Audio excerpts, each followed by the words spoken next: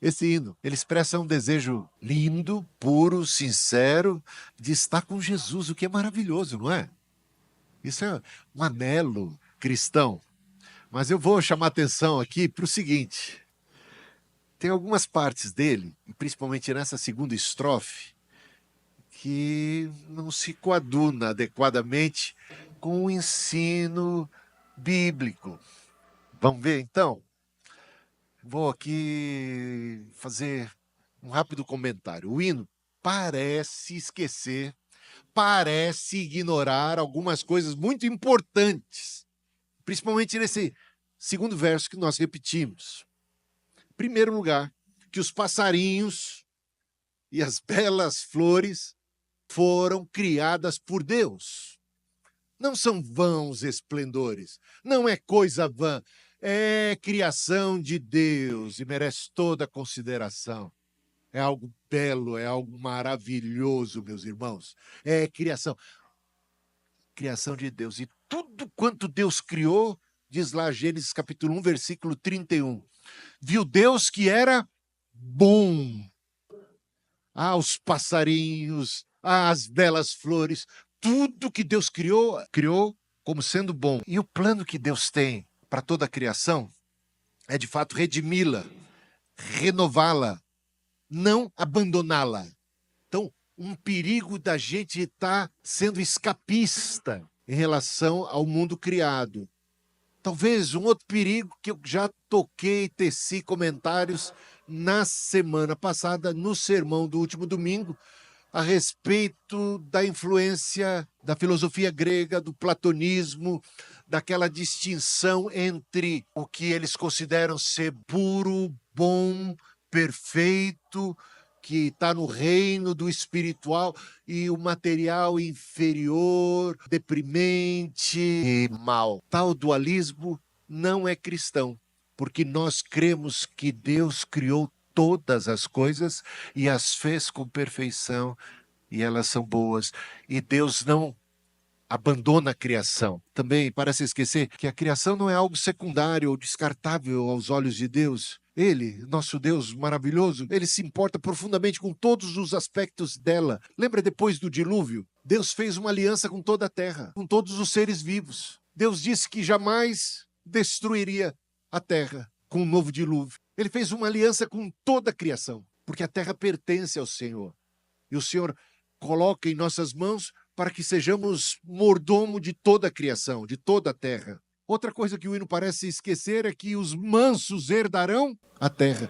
A esperança cristã é a ressurreição do corpo. Habitar na terra, numa nova terra. Porque a terra também será redimida. A terra se transformará numa nova Jerusalém. Os mansos herdarão a terra para sempre, diz o profeta Isaías.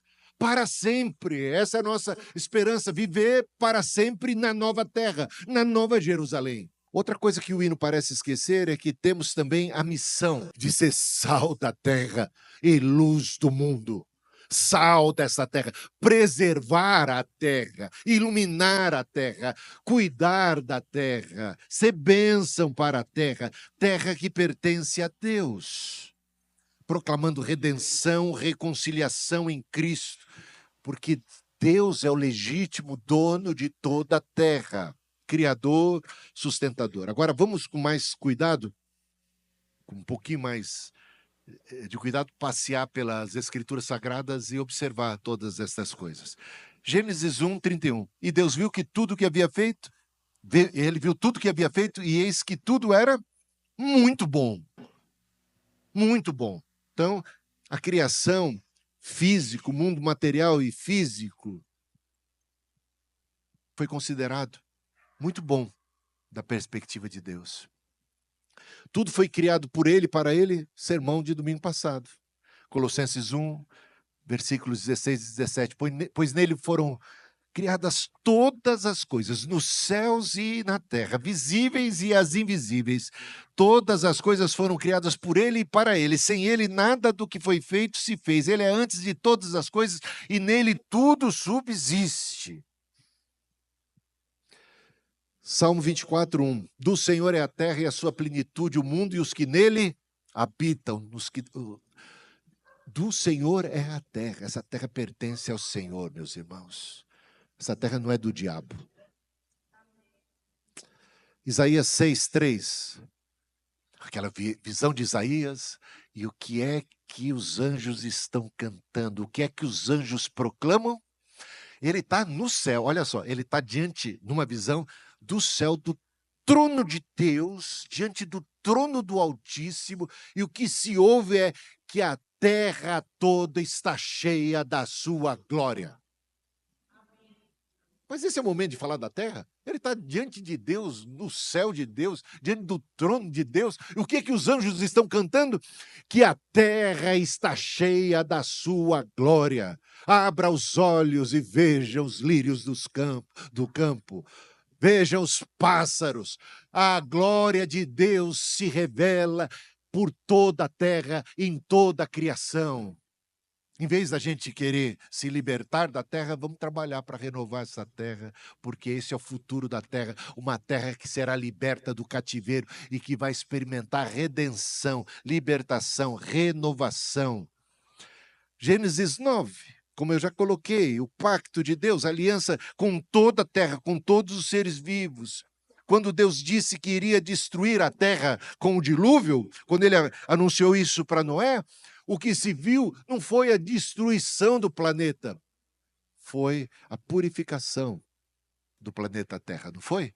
Ele disse, eu vou destruir a terra com o dilúvio. Mandou o dilúvio e o que é que foi destruído? Os maus. Quem foram destruídos nesse processo? Os iníquos, os ímpios. E houve uma renovação, uma purificação. Romanos 8:21. Olha só que promessa para a terra. A criação, a um só tempo geme, suporta angústias até agora, ela aspira pelo dia da manifestação dos filhos de Deus, pela segunda vinda de Cristo, pelo dia da ressurreição, quando a terra, toda a criação de Deus, não apenas a terra, tudo que nela existe, todo o céu, toda a terra, vão experimentar a renovação, a libertação do cativeiro. Não é isso que você encontra lá? A terra vai ser redimida, meus irmãos. A terra vai ser liberta do cativeiro, tudo aquilo que o pecado trouxe, de toda a escravidão, de todos os efeitos negativos, maléficos, malditos. A terra acabou ficando amaldiçoada por conta da pecaminosidade humana. A queda afetou a criação como um todo, mas a terra será redimida no dia da segunda vinda de Cristo. O corpo mortal e corruptível se revestirá de mortalidade e a terra experimentará a sua renovação, a sua libertação. Romanos 8. Efésios 1. Versículos 9 e 10. E se eu tivesse que estabelecer aqui um texto como base para esse sermão, seria este texto aqui. Olha a riqueza disso. Olha que revelação. Veja só, e nos revelou, né? E nos revelou o mistério. O triste é que existem muitos cristãos que não conhecem a revelação e para os quais parece ser ainda um mistério, quando o mistério já foi revelado. E nos revelou o mistério da sua vontade, o mistério do plano de Deus, da vontade de Deus para toda a sua criação, de acordo com o seu bom propósito, que ele, Deus, o Pai, estabeleceu em Cristo o Filho, isto é, de fazer convergir em Cristo todas as coisas, as celestiais, as terrenas. As terrenas não são descartadas e viva o celestial.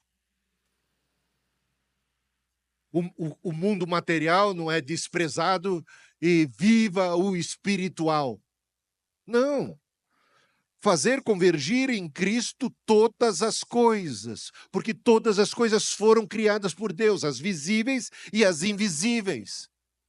Tudo pertence a Deus, e o propósito de Deus é fazer convergir em Cristo, unir em Cristo, uma fusão, uma combinação em Cristo, tudo em Cristo. as coisas celestiais e as coisas materiais, terrenas, na dispensação da plenitude dos tempos, naquele mesmo momento em que Paulo fala que a terra será liberta, será redimida no dia da manifestação dos filhos de Deus, esta é aqui chamada da dispensação da plenitude dos tempos.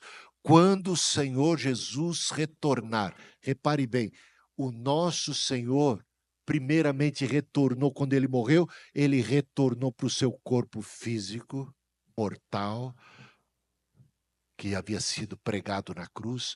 Você poderia tocar, depois do corpo ressuscitado, aquele corpo ressuscitou. Jesus voltou para o mesmo corpo, só que agora ele vai se revestir de mortalidade. Cristo retorna, porque se a ideia fosse uma libertação apenas espiritual, meus irmãos, bastaria que Cristo, morto em espírito, proclamasse o seu triunfo e ponto final. Mas não é um triunfo de um espírito ou de um mundo espiritual, é o triunfo para a criação, da regeneração do próprio corpo, da restauração de todas as coisas. O corpo é ressuscitado, ele volta à terra, ele ressuscita, ele subiu aos céus, ele está sentado à direita de Deus Pai Todo-Poderoso e ele está colocando um a um os seus inimigos debaixo dos pés, até o último inimigo que é a morte. E naquele dia será dito, será perguntado: onde está a morte, a tua vitória? Tragada foi a morte pela vitória, o último inimigo destruído. O Senhor regressará a esta terra, meus irmãos. Ele vai voltar. Ele é o Senhor de toda a terra e a terra vai experimentar a razão de ser de sua própria existência. Deus criou tudo com um propósito e tudo que Deus criou encontrará o seu propósito em Jesus Cristo, tudo convergindo para Ele, nele encontrando a sua plenitude, nele encontrando a sua razão de ser, e Deus será tudo em todos. É isto, meus irmãos, que passagem maravilhosa, que revelação. Todas as coisas vão convergir em Cristo Jesus, as celestiais e as terrenas, e elas vão se abraçar para toda a eternidade. Apocalipse 21, 5. Eis que faço novas todas as coisas. Por quê? Porque estávamos ali diante da Nova Jerusalém que desceu do céu, uma cidade celestial que abraça a terra, ela desce para a terra, ela abraça a terra, e de repente, como ela é descrita? Porque é dito ali, novos céus e nova terra, novos céus e nova terra, e o que é que você vê?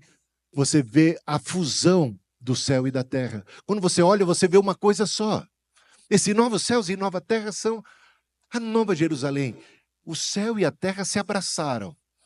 E daqui a pouco eu vou colocar os detalhes aqui da Nova Jerusalém, como descrito em Apocalipse capítulo 21 e 22. Agora, é suficiente dizer, faço novas todas as coisas. Ele está fazendo as coisas novas. Está entendendo? Olha bem a frase. Faço novas todas as coisas. As coisas que já são. Quando Deus criou lá no princípio, em Gênesis, Bereshit, Bara, Elohim, Hashamai, no princípio, criou Deus os céus e a terra. Ele criou tudo do nada. Não existia nada. E veio à existência pela palavra, pelo verbo, pelo Logos, pelo Cristo. Aqui não é uma criação do nada. São as coisas que já foram uma vez criadas, que encontram uma novidade, uma transformação, uma renovação. O nosso corpo será recriado, no sentido de que ele será renovado. Deus não vai nos dar um corpo a partir do nada, haverá a ressurreição do corpo. Assim também toda a criação de Deus experimentará uma renovação, uma transformação. Não significa a partir do zero. Apocalipse 21, 5. A redenção, a palavra redenção em si, ela é libertar o que está preso. A natureza, a criação, ela vai experimentar a libertação de tudo aquilo que a condiciona, de tudo aquilo que amaldiçoa, de tudo aquilo que a restringe, de tudo aquilo que a prejudica, de tudo aquilo que veio para transtorná-la. Ela experimentará a redenção, libertação, como vemos e lemos lá em Romanos capítulo 8. Assim como os nossos corpos serão transformados, a terra também será renovada. Ela se fará nova. Ela será renovada. 1 Coríntios 15, 53. Pois é necessário que aquilo que é corruptível, mortal, aquilo que se deteriora, aquilo que perece, aquilo que com o passar do tempo entra em decadência, tudo isso, esse corpo mortal, corruptível e toda essa criação que está sujeita à vaidade, que está sujeita à morte e à destruição, à corrupção, tudo isso se revista de incorruptibilidade. E aquilo que é mortal, aquilo que é perecível, se revista de imortalidade. É esta a ação de Deus. Um novo corpo a partir do mesmo, uma nova terra a partir da mesma, uma criação renovada. Eis que faço novas todas as coisas, para que elas possam experimentar o caráter perene, celestial, eterno, imortal, porque Deus vai ser tudo em todos, e o toque de Deus, e a presença de Deus, e a graça de Deus, e a árvore da vida, como você queira chamar, isso vai dar o caráter eterno, perene, majestoso, celestial, para tudo mais. A terra e as suas promessas, a terra como uma promessa de Deus para o seu povo. Como já lemos, né? Os justos herdarão a terra e nela habitarão para sempre. Salmos 37, 29, tinha lido uma promessa de Isaías 60, 21, né? Todos os do seu povo serão justos, para sempre herdarão a terra. Bem-aventurados os mansos, porque herdarão a terra, mas é uma terra renovada, é uma terra cujo fundamento é sólido, é uma terra que agora vai ter Deus como seu sol, como a sua luz, como seu fundamento, é uma terra que vai se revestir de imortalidade, de glória, da glória de Deus, da presença de Deus, cujo trono de Deus vai habitar. O templo, o tabernáculo de Deus será a sua presença aqui conosco. E isso é majestoso. E como eu prometi para vocês, aqui uma descrição, e teria que ler o capítulo 21 inteiro, o capítulo 22, mas como nós não temos tempo, vai aqui apenas uma amostra grátis, tá? Versículos 1 e 2 do capítulo 22, creio que já seja suficiente para você entender, tratar-se realmente de uma terra renovada. Então o anjo me mostrou o rio de água da vida, que, claro como cristal, fluía do trono de Deus e do Cordeiro. Essa é a descrição da nova terra. No meio da rua principal da cidade. De cada lado do rio estava a árvore da vida. Por que o homem pecador, Adão e Eva, depois do pecado, não puderam permanecer no paraíso?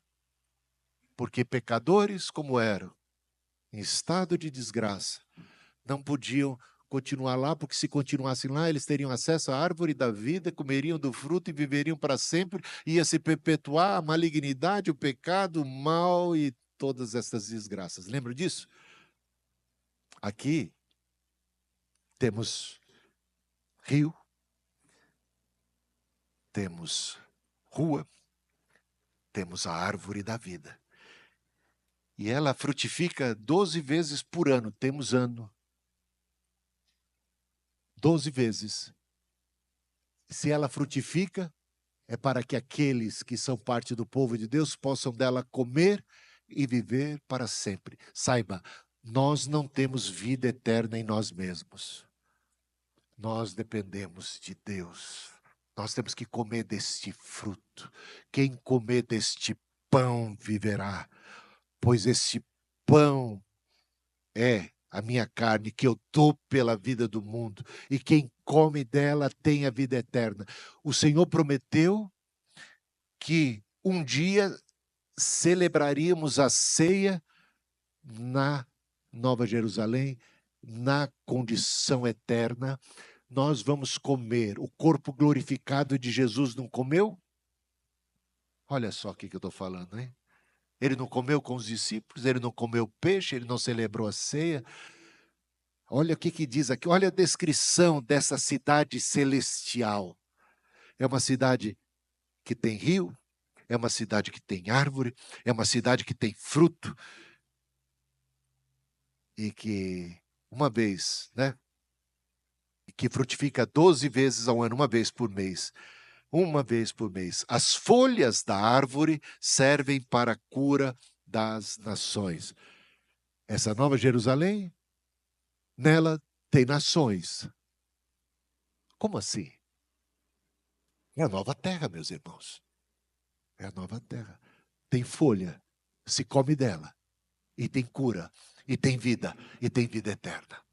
Tá percebendo que a descrição da Nova Jerusalém, já desde o capítulo 21, mostra elementos misturados de céu e terra numa coisa só?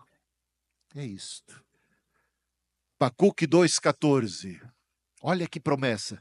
Pois a terra se encherá do conhecimento da glória do Senhor, como as águas cobrem o mar, e isto se cumprirá após a segunda vinda de Cristo, na plenitude dos tempos. E mais ainda, temos algo a considerar. Agora, algumas objeções que possivelmente passaram pela sua cabeça enquanto eu pregava. Mas como entender a seguinte exortação de Paulo? Por exemplo, Paulo escreveu aos Colossenses, capítulo 3, versículos 1 e 2. Portanto, se fosses ressuscitados juntamente com Cristo, buscai as coisas lá do alto, onde Cristo vive, assentado à direita de Deus. Pensai nas coisas lá do alto, não nas que são aqui da terra. Portanto, bispo, você está completamente equivocado. Paulo está dizendo para a gente não pensar nas coisas daqui da terra, mas apenas das coisas celestiais. E você está chamando a nossa atenção para a gente começar a valorizar a terra e as coisas da terra. Vamos entender melhor essa passagem? Paulo, de fato, meus irmãos, ele está incentivando os cristãos a priorizarem os valores e as virtudes espirituais, como o amor, a justiça, a paz, que refletem o caráter de Cristo. Bom, tem uma passagem, Filipenses capítulo 2, versículo 15, que talvez ajude a entender melhor o que Paulo estava querendo dizer ali em Colossenses capítulo 3, né? Para que vos torneis irrepreensíveis e sinceros, filhos de Deus, inculpáveis no meio de uma geração pervertida e corrupta, na qual resplandeceis como luzeiros do mundo. Pensar nas coisas do céu é entender que nós já somos uma antecipação do futuro de Deus. Se Deus fará novos céus e nova terra, se Deus fará novas todas as coisas, ele já começou por nós. Porque eu não sei se você sabe que ainda que o nosso corpo segue sendo mortal, corruptível, ainda estamos suscetíveis à morte. Espiritualmente falando, nós já somos novas criaturas. Nós já somos uma antecipação do futuro de Deus. Então, nós já somos cidadãos do reino de Deus e temos por missão reluzir como luzeiros neste mundo, um mundo caído. E quando se fala dos valores terrenos, é esse sistema de coisas, é o egoísmo, é a maldade, é a crueldade, é a ganância, é toda a perversidade, toda a depravação, tudo aquilo que foi contaminado pelo pecado. Nós olhamos para o Senhor e sabemos que nós temos a nossa identidade em Cristo, nossos valores em Deus, sabemos que Ele é o Senhor e agora vivemos em novidade de vida, como luzeiros nesse mundo, como sal da terra, como luz do mundo, cumprindo nossa missão aqui. pouco mais ainda como resposta ao argumento de que Paulo estaria, em Colossenses capítulo 3, sugerindo que nós desprezássemos tudo que é material para valorizar apenas o que é celeste e espiritual. Calma lá, veja só. Buscar as coisas lá de cima, de fato, significa viver de maneira que a fé em Cristo, ela influencie positivamente todas as áreas da vida, incluindo o trabalho, relacionamento conjugal, relacionamento de amizades, de trabalho e as ações diárias. Significa não se deixar seduzir por aquilo que é transitório, priorizando a recompensa eterna. Aí eu lembro de Jesus quando ele disse assim, olha, não ajuntem os vossos tesouros na terra, onde a traça e a ferrugem corroem.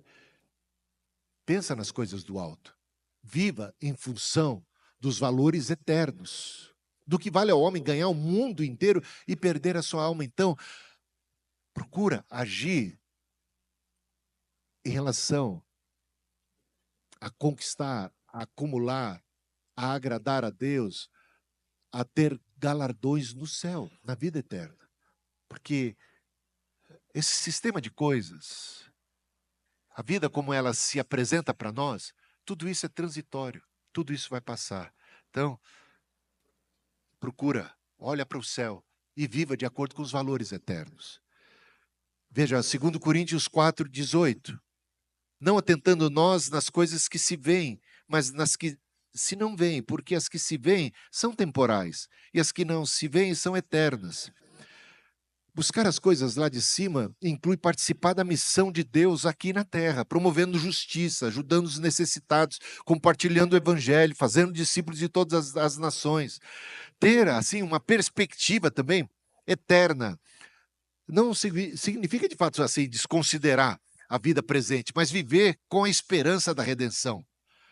Sabe, é o futuro que já invadiu o presente. Cristo já ressuscitou, nós já somos novas criaturas, nós somos cidadãos do céu, nós pertencemos ao reino de Deus e temos a missão de viver de acordo com essa esperança, a esperança da redenção futura, que ela vai motivar todas as nossas ações aqui, para que elas sejam mais justas, mais amorosas. Tem uma outra passagem que alguém pode alegar, mas a Bíblia diz, olha lá, o apóstolo João diz, filhinhos, não ameis o mundo, nem as coisas que há no mundo, porque o amor do mundo, a amizade do mundo, esse amor ao mundo, é inimiga em relação a Deus. O mundo passa e com ele as suas concupiscências, mas aquele que faz a vontade de Deus permanece para sempre. Então, nessa passagem toda, de 1 João capítulo 2, né, versículos de 15 a 17, o que significa mundo aqui?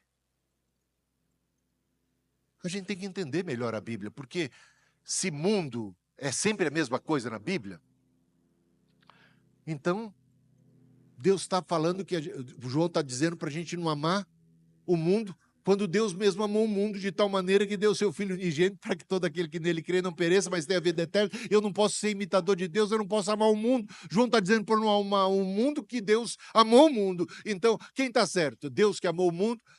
Ou é João que está dizendo que a gente não pode amar o mundo? Se a gente não entender o que mundo significa num contexto e o que mundo significa em outro contexto, a gente vai se complicar. Mas o contexto é revelador do que se trata. Quando você lê o contexto da primeira carta de João, no capítulo 2, ele mesmo diz, ele diz assim, olha, que por mundo ele entende a cobiça da carne, a cobiça dos olhos e a soberba da vida. Ele define mundo ali. Ele define. Você já leu? Se não leu, leia lá. Ele define. É disso que ele está falando. Quando ele fala de mundo, é esse sistema de coisas, são os valores desse mundo. Aquilo que a gente vê. A cobiça da carne, as paixões mundanas, a cobiça dos olhos, a ganância, a soberba da vida, o orgulho. Tudo isso que a gente vê mover as pessoas ao nosso redor. Um mundo que é movido por paixões sensuais, carnais, por todo tipo de pecado que tem a ver, sabe, com aqueles instintos mais primitivos, com toda a vazão que as pessoas dão à carne, que aí vai dar em adultério, adultério, vai dar em glutonaria, vai dar em todo tipo de perversão carnal. A cobiça dos olhos por prazeres, a cobiça dos olhos por conquistas, por dinheiro, por inveja disto, por lutar, por posse, por guerra, por tudo isso que vai ser produto da cobiça dos olhos e da soberba da vida, o desejo de destacar-se, o desejo de ter a primazia, a fama, o sucesso. Meus irmãos, é isso, é disso, é desse tipo de mundo. São esses valores do mundo, mas não são as pessoas do mundo. Porque no mesmo evangelho, não, na mesma carta de João, ele diz que nós não podemos dizer que amamos a Deus se não amamos os nossos irmãos, se não amamos as pessoas. Que Deus é amor e amar a Deus é também amar o próximo. Portanto, mundo aqui não é gente. Mundo aqui é concupiscência, é cobiça, é perversidade, são esses valores, é a soberba. Mundo aqui não são os animais, mundo aqui não são os passarinhos, mundo aqui não diz respeito às belas flores. Deus tem um apreço muito grande pelos passarinhos, pelas belas flores, pelas pessoas. Ele amou o mundo de tal maneira. Ele tem redenção para esta terra, para toda a criação. Mais adiante. Resumindo aqui, tudo foi criado por Deus e Deus viu que tudo era bom. Deus não se importa apenas com as almas humanas, Ele não se importa apenas com os espíritos, Ele se importa com tudo aquilo que Ele criou. Ele fez uma aliança com toda a criação, de nunca mais destruí-la. Ele tem compaixão dos animais. Pega o episódio de Jonas, que ele estava chateado que Deus, por compaixão, não destruiu a cidade de Nínive. E Deus responde a Jonas: não teria eu compaixão daquelas pessoas? Lá tem crianças e muitos animais. Deus tem compaixão dos animais. Ele se importa com toda a sua criação. Do Senhor é a terra e tudo que nela existe. A criação será redimida, como vimos em Romanos capítulo 8. Deus fará novas todas as coisas, novos céus, nova terra. O corpo físico ressuscitará glorioso e também a terra será gloriosamente renovada, como vemos em Apocalipse capítulo 21 e 22. Os mansos herdarão essa terra, que será renovada, que será eterna, que será imortal, que será incorruptível. O plano de Deus é fazer com que todas as coisas, celestiais e terrenas, venham a converjam para Cristo. Efésios capítulo 1, versículo 10. Deus criou o céu e a terra e no final Ele irá restaurá-los, uni-los para sempre. Ele criou o céu e a terra. Ele criou as coisas visíveis e as coisas invisíveis, o que é material e o que é espiritual. E no final das contas, Ele vai unir tudo, tudo vai convergir para Cristo. Dos capítulos 21 e 22, nós lemos ali, nós não encontramos, quando a gente lê, nenhuma alma penada, nenhuma alma perambulando pela Nova Jerusalém. É só gente que foi ressuscitada.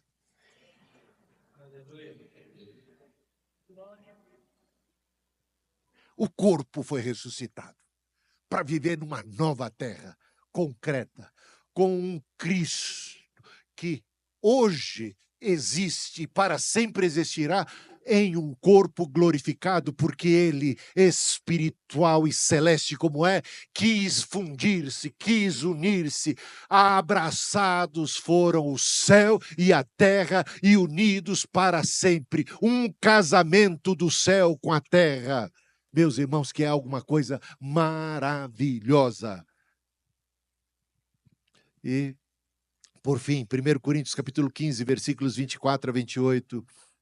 A morte será vencida, todas as coisas estarão finalmente sujeitas a Cristo, sua vontade será feita na terra. Aquela nossa oração que nós já buscamos como seres novos que somos, conscientes do Cristo que ressuscitou, que todo o poder lhe foi dado no céu e na terra, que está sentado à direita de Deus Pai e que coloca um a um seus inimigos debaixo dos pés. Nós que já seguimos a esse Senhor glorificado, ressuscitado, glorioso e tremendo, que tem um projeto, um plano que nós já conhecemos, que é de fazer convergir nele todas as coisas. Nós, meus irmãos, oramos a Ele cotidianamente. Venha a nós o teu reino, seja feita a tua vontade, assim como ela é feita aí, plenamente, no céu, seja feita e realizada aqui na terra. E chegará o dia em que a vontade de Deus será plenamente realizada na terra, e nós, enquanto esse dia não chega, nós trabalhamos nesse sentido, porque somos agentes de Deus, estamos aqui em missão, fazendo discípulos de todas as nações, promovendo os valores do reino de Deus, proclamando libertação, salvação, redenção, promovendo justiça, transformação dessa realidade, reconhecendo que cada grão de areia que há neste planeta pertence a Deus, e nós estamos trabalhando no sentido de que todas as coisas estejam debaixo desse senhorio maravilhoso e encontre nele a sua plenitude, a sua realização, e Deus será tudo em todos. Enquanto isso, então, nós seguimos orando: venha o teu reino, seja feita a tua vontade,